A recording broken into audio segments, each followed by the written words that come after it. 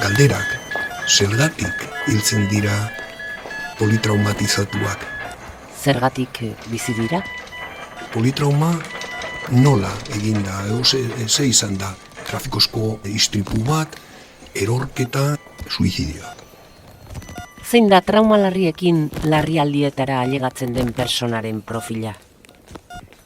Non eta nola egin dituzte lesioak? Nola hobetu protokoloak? Gaur, zientzia puntu-puntuan traumatismo larrien inguruko ikerketa. Zientzia puntu-puntuan, Nafarroako Unibertsitate Publikoaren divulgazio zientifikoko podcasta. Emaiozu jaten adimenari. Ongi etorri entzule, Zientzia puntu-puntuan podcastaren 21. atala duzu hau. Sarreran egin ditugun galdera guzti horien erantzunak ezagutu nahi ditugu gaur. Hortarako, mediku bat bidelagun, Tomas Beltzunegi Otano. Tomas Beltzunegi Otano naiz eta nire bizitza profesionala beti Nafarroako ospitaleetako larrialdietan zerbitzuan ligatuta egon da.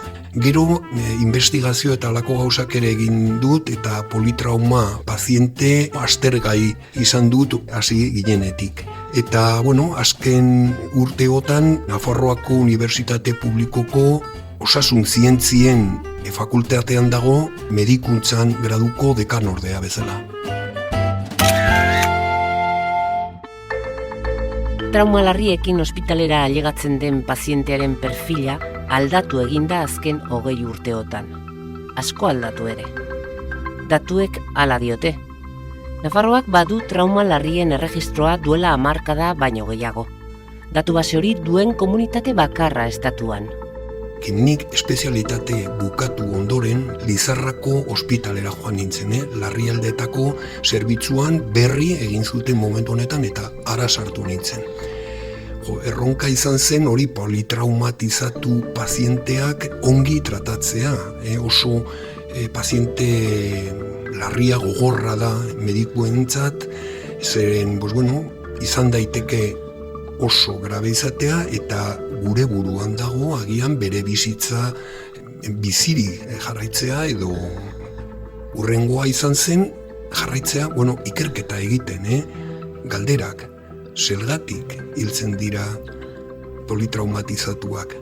Eta lehendabizikoa izan zen politrauma datu base bat egitea eta jakiteko zen nolako pazientek diren, politrauma nola eginda, ze izan da, trafikozko istripu bat, erorketa, altuera handiko erorketa baino altura gutxiko, izan da beste gauzaren bat, suizidio, intenzioz, istripu izan da, edo halako gau. Gure helburua izan zenen hasieran jakiteko zertaz. Zer pasatzen ari zen, eta horrengoan jakiteko zergatik hiltzen diren, eredu matematiko bat egin genuen geroago, jakiteko zein diren baliabreak hartutak. Erregistro honek datu demografikoak, ospitaleratzearen aurreko informazioa, tratamenduari buruzko datuak eta abar jasotzen ditu. Datuen bilketa estandarizatuari esker, gaixo politraumatizatuari Nafarroan eta nazioartean emandako arreta konpara daiteke. Kontutan izan, trauma larrien lesioak heriotza goiztiarraren 6. arrazoi nagusia dela mundu osoan. 35 urtetik berakoetan, heriotza eta ezgaitasunaren lehen kausa da.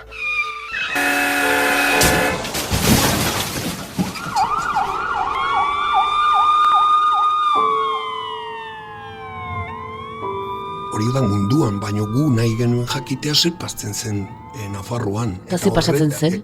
Ze pasten zen, kotxeetan gertatzen diren istripuak oso inportanteak ziren orain dela 20 eta 25 urte. Jende gazte asko hiltzen zen, asteburuetan. Gero, ikusi genuen zauriak, erasoak eta halako gauzek ez ziren hain importanteak, beste lekuetan bezala, adibidez estatu batuetan askoz gehiago. Ikusi genuen baita denbora pasatzen denean, istripuak gutxitu egin direla asko eta Hoize izan da nire iritziz salud publikoaren aurrerapena handiena, baina momentu honetan gure agureak erortzen ari dira eta hiltzen. Batzutan antikoagulante, sintron famatua hartzen ari dira eta kolpe txiki bat ematen deten buruan, agian hematoma sartu daiteke eta hiltzen dira,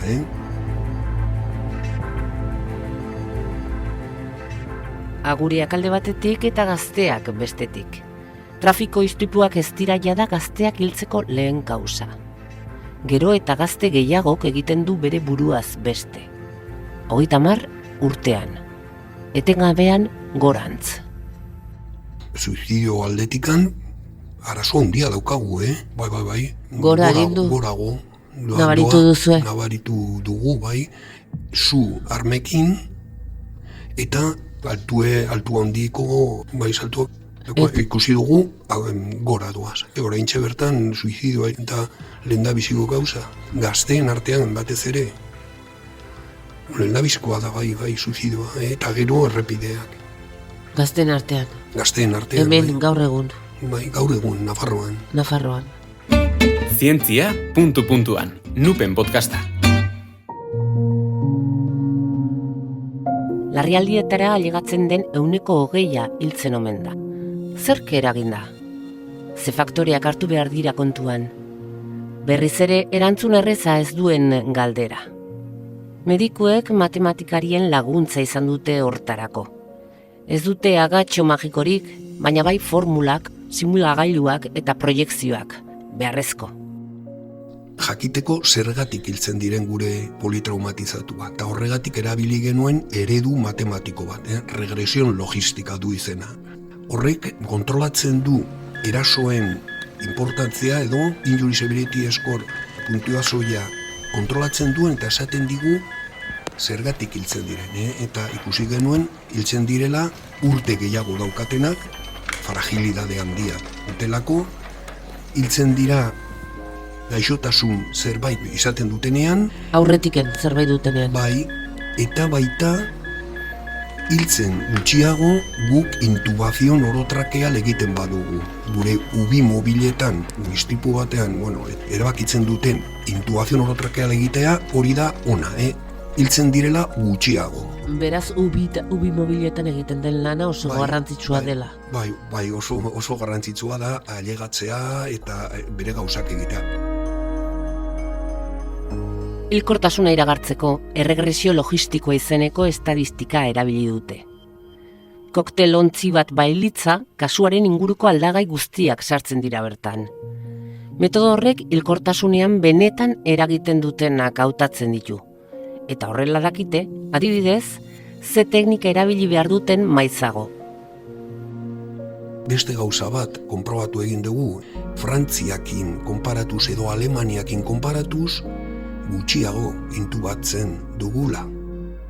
Orduan, pasten dena da, esan diogu gure ubi mobil egiten duten lagunei gehiago egiteko. Gehiago intubatu egin behar da, baina ez da gauza erreza, eren intubazio orotrakeala ospitaletik kanpo oso zaila izan daiteke, Lau da sartzea ahotik tubo bat eta trakean jarri, ventilazion mekanikoarekin konektatuz.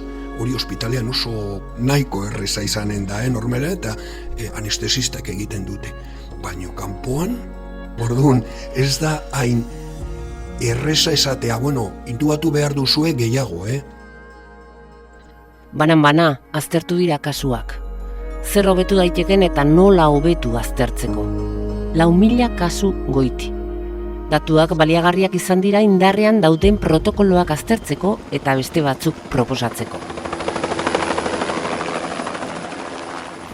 Azkarrago ailegatu behar eta horretarako helikopteroa batzutan erabili behar dugu eta lehen 5% edo gutxiago erabiltzen dugun helikopteroa momentu honetan 20% gaude eta konprobatu egin beharko dugu horregatik jaitsi egin direla gure hiltzeko tasak.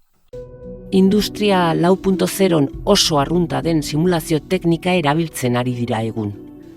Osasun zerbitzuetan oso gutxitan erabili den metodoa.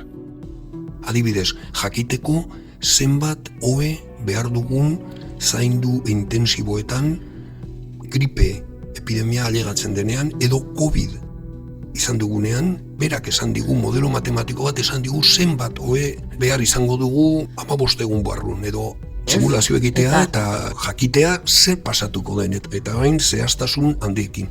Eta beste gauza bat egin duguna da, Nafarroako ospitaleko larrialdi zerbitzuan jakiteko zer pasatuko zen beste tubo erraioz jartzen badugu, aber nun dauden, koio botella, jakiteko nun dagoen, zuzentzeko. Hobetze aldera, ez da? Bai, simulazio teknikekin, hori Fermin Mayor, espezialista.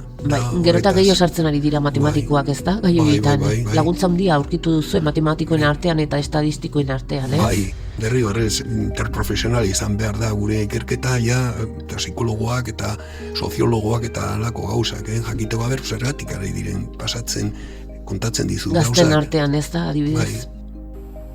Galdera gehiago dituzte. Eta ospitalera bizirik ailegatu ez diren gaixo politraumatizatuak, ze gertatu zaie? Galdera horri erantzuna bilatu nahi diote orain. Zergatik hiltzen diren ospitalera ez direa ailegatzen politraumatizatuak? Oso larri zirelako? Esan dizut ez daudela politraumatizatu baseak. Horretaz, gutxiago orain, gu badaukagu laguntza handia Instituto de Medicina Legal, Nafarroako Instituto de Medicina Legal oso laguntza ona izaten ari gara momentu honetan, eta badaukagu hor in situ, ospitalera ailegatu gabe gelditzen diren zergatik hiltzen dira, eta errepidetako istripuak izanen dira, eta suizidioak. Eta horretarako bakarrik prebentzioa. Gure ibilbidea izanen da prebentzioa. Beste gauza bat egiten ari gara baita, momentu honetan neurritzen ari gara zer pasten den politraumatizatuekin, baino bakarrik dakigun hiltzen dira edo biziri jarraitzen direla. Baino nolako kalitatearekin jarraitzen dira bizitzen, eta oraintxe bertan hori lantzen ari gara. Pausu bat gehiago ematen ari zarete, ez da? Eta ikusiko dugu 5 urte edo 10 urte pasatu ondoren nola daude. Horretarako, beraiekin konektatu egin behar dugu, lasterketa bat egin, eta halako gauzak oso lana, handia da, baina horretarako badaukagu jendeak tesiak egin nahi dituztenak, eta zeko bai. Osongi, esker mila, haunitz, Tomas Beltzunegi. Eskerrik asko zuen. Honeraino, gaurko gure atala. Izan ongi. Zientzia puntu-puntuan entzun duzu. Nafarroako Unibertsitate Publikoaren podcasta. Gozatu zientziaz.